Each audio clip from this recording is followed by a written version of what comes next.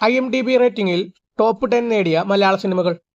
1991 ഇറങ്ങിയ വേണുനാഗവളിയുടെ തിരക്കഥയിൽ മോഹൻലാൽ പ്രിയദർശൻ കൂട്ടുകെട്ടിലിറങ്ങിയ കിലുക്കമാണ് നമ്പർ 10. 1988 ശ്രീനിവാസന്റെ തിരക്കഥയിൽ മോഹൻലാൽ പ്രിയദർശൻ കൂട്ടുകെട്ടിൽ വന്ന ചിത്രമാണ് IMDb റേറ്റിംഗിൽ 9ാം സ്ഥാനത്തുള്ള ചിത്രം. ഈ ചിത്രം ഒരു വർഷത്തോളം തിയേറ്റർ റൺ ചെയ്തു എന്നതും ഒരു പ്രത്യേകത തന്നെയാണ്. 1993 രഞ്ജിത്തിന്റെ തിരക്കഥയിൽ IV ശശി സംവിധാനം ചെയ്ത ദേവാസുരമാണ് 8ാം സ്ഥാനത്തുള്ള പടം. ദേവാസുരം എന്ന ഈ സിനിമ മോഹൻലാലിനെ താരത്തിൽ നിന്നും സൂപ്പർ താരത്തിലേക്ക് ഉയർത്തുന്നതിൽ മികച്ച പങ്ക് വഹിച്ച ഒരു സിനിമയാണ്.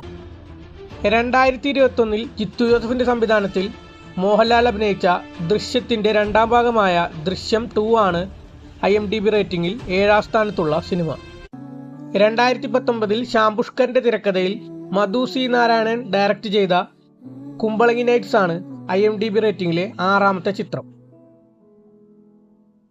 1987 സത്യൻ അന്തിക്കാട് സംവിധാനം ചെയ്ത നാടോടിക്കാറ്റാണ് ഈ ലിസ്റ്റിലെ 5ാമത്തെ ചിത്രം. ഇതിന്റെ തിരക്കഥ എഴുതിയിരിക്കുന്നത് ശ്രീനിവാസനും സ്റ്റോറി ഐഡിയയും ചെയ്തിരിക്കുന്നത് സിദ്ദിഖ് ലാലുമാണ്. മധുമുട്ടത്തിന്റെ തിരക്കഥയിൽ ഫാസിൽ സംവിധാനം ചെയ്ത മൺചിത്രത്താഴാണ് ഈ ലിസ്റ്റിലെ 4ാമത്തെ ചിത്രം. ഇന്നും മലയാള പ്രേക്ഷകർക്കിടയിൽ ഒരു കൾട്ട് ക്ലാസിക്കായി തുടരുന്ന ചിത്രം കൂടിയാണ് മൺചിത്രത്താഴ്.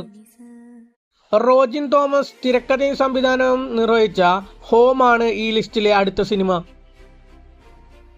1989 ലോഹിതദാസിന്റെ തിരക്കഥയിൽ സിബി മലയിൽ സംവിധാനം ചെയ്ത കിരീടമാണ് ഈ ലിസ്റ്റിലെ 2ാമത്തെ ചിത്രം. ഈ സിനിമയിലെ മോഹൻലാലിന്റെ പഠനത്തിന് നാഷണൽ അവാർഡ് സ്പെഷ്യൽ ജൂറി മെൻഷനും ലഭിച്ചു. 1991 ശ്രീനിവാസന്റെ തിരക്കഥയിൽ സത്യൻ അന്തിക്കാട് ഡയറക്റ്റ് ചെയ്ത സന്ദേശമാണ് ഈ ലിസ്റ്റിലെ 1ാമത്തെ ചിത്രം.